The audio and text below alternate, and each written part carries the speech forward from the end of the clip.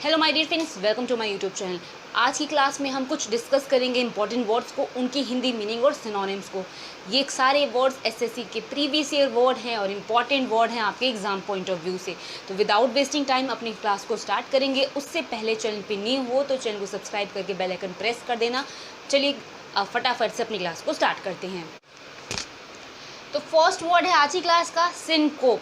Syncope का मतलब होता है जिसे हम कहते हैं फेंटिंग या फिर अनकॉन्शियसनेस। अनकॉन्शियस होना क्या होता है? बेहोश होना, या जिसे हम मूर्छित भी बोलते हैं। तो सिनकोप वर्ड कभी भी आपके एग्जाम में आए, इसका मतलब क्या होगा? फेंटिंग या फिर अनकॉन्शियसनेस, जिसको क्या कहते हैं? हम कहते हैं बेहोश होना या कहते हैं मूर्छा।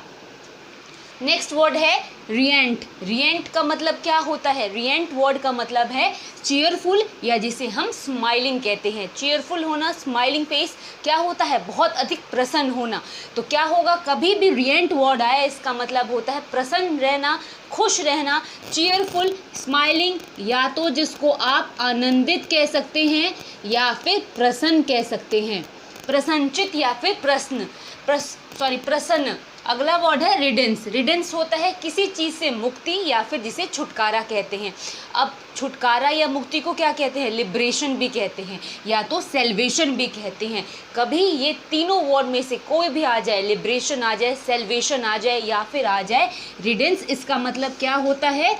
छुटकारा, या जिसे हम क्या कहते हैं? मुक्ति कहते हैं। नेक्स्ट वर्ड है सेल्डम। सेल्डम का मतलब है कोई भी चीज़ जो रेयर हो। रेयर क्या होता है? कभी कभार या बहुत कम, ऐसे बोलते हैं ना कि बहुत रेयर केस है, ठीक है। रेयरली जिसको बोलते हैं, या तो नॉट ऑफन बोलते हैं। नॉट ऑफन का मतलब जो चीज़ें अक्सर ना हो, बहुत ही रेयर चीज़ें हो, या तो जिसको हम सेल्डम या फिर रेयरली या फिर नॉट ऑफन बोलते हैं। जिसका मतलब क्या है? जो चीज़ बहुत ही ज़्यादा मतलब कम होने वाली चीज़ हो, या तो शायद, या फिर जिसको हिंदी में कदाचित भी कहते हैं। आपने हिंदी में सुना होगा कदाचित, प्योर हिंदी है, बट शायद तो आपने यूजली सुना ही होगा, बोला ही होगा, वही होता है। वर्दी क्या होता है? वर्दी का मतलब होता है डिजर्विंग या फिर बेफिटिंग, यानी किसी चीज़ के योग्य जो हो। कहते हैं ना कि ये जो इंसान है इसके लिए डिजर्विंग है, इस प्राइस को ये डिजर्व करता है, यानी इसके लिए ये योग्य है। तो कभी भी डिजर्विंग आए या फिर बी फिटिंग आए तो गाइस इसका मतलब वर्दी भी होता है, जिसका मतलब योग्य होता है या फिर उचित होता है। नेक्स्ट वर्ड देखो एलियास। एलियास का मतलब होता है किसी का सरनेम या फिर जिसको हम बोलते हैं निकनेम। जैसे कि आपके घर में सुना होगा आपने, कई बच्चों के दो नाम रखे जाते हैं। एक बच्चों का होता है स्कूल का नाम, और एक घर में जैसे छोटू, मोनू या फिर कोई भी, गोलू, ये सारे नाम लोग अपने बच्चों के रखते हैं, निकनेम होते हैं। तो निकनेम या सरनेम भी जिसको बोल सकते हो, और एलियास भी बोलते हैं, जिसको क्या कहते हैं? एक अतिरिक्त नाम, या फिर जिसको हम बोलते हैं ना प्यार से जिस नाम को रखा जाए उसको हम एलियास कहते हैं। तो अगर मैं ऐसे बोलूं तो इसको हम हिंदी में उपनाम भी कहते हैं, उपनाम, ठीक है। अगला वर्ड है पीक। पीक वर्ड का मतलब होता है चिड़चिड़ा, जिसको हम पिन प्रिक भी कहते हैं, या तो इरिटेंसी भी बोलते हैं। चिड़चिड़ा आपने सुना होगा, इरिटेट करना, चिड़चिड़ा हो जाना। तो पिन प्रिक, इरिटेंसी या पीक वर्ड का मतलब भी क्या होता है? चिड़चिड़ा होता है। अब देखो आगे के वर्ड्स। अब देखो नेक्स्ट वर्ड क्या है? एबोलिशन। एबोलिशन का मतलब होता है किसी चीज़ को ख़त्म कर देना या फिर रद्द कर देना, जिसको बोलते हैं। तो रिपील करना या तो एनुल करना। अब यहाँ पर एक आप ध्यान देना, एनुअल वर्ड है।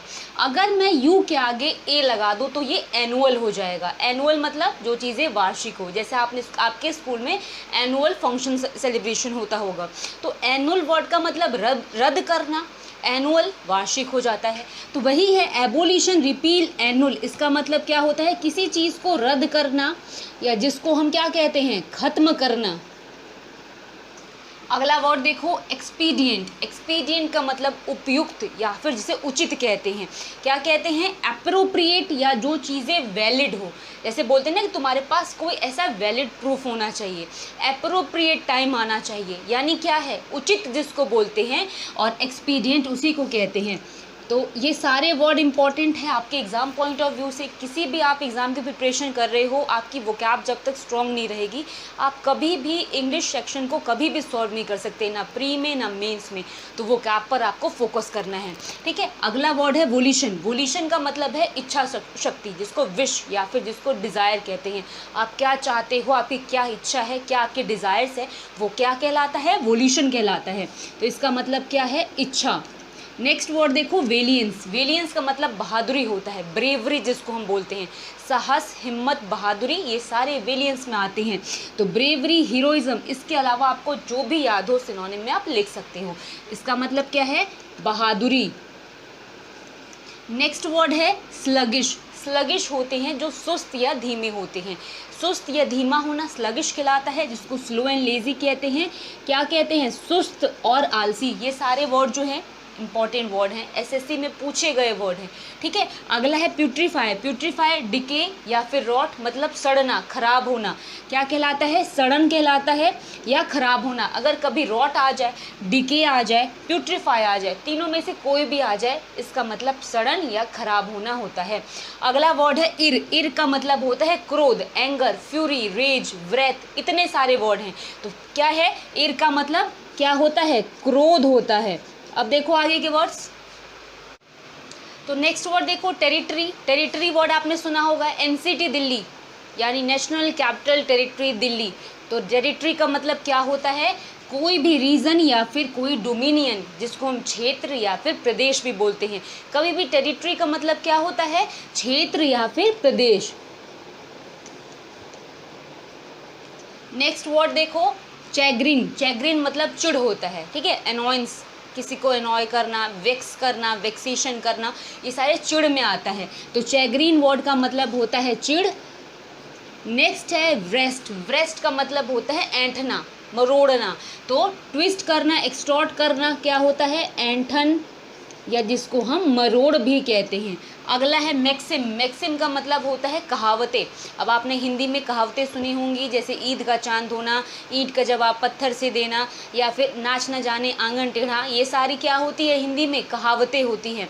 तो अगर मैं बात करूँ इंग्लिश में, तो ये क्या कहलाती है, प्रोवर्ब या फिर पैरेबल कहलाती है, जिसका मतलब क्या होता है, कहावत।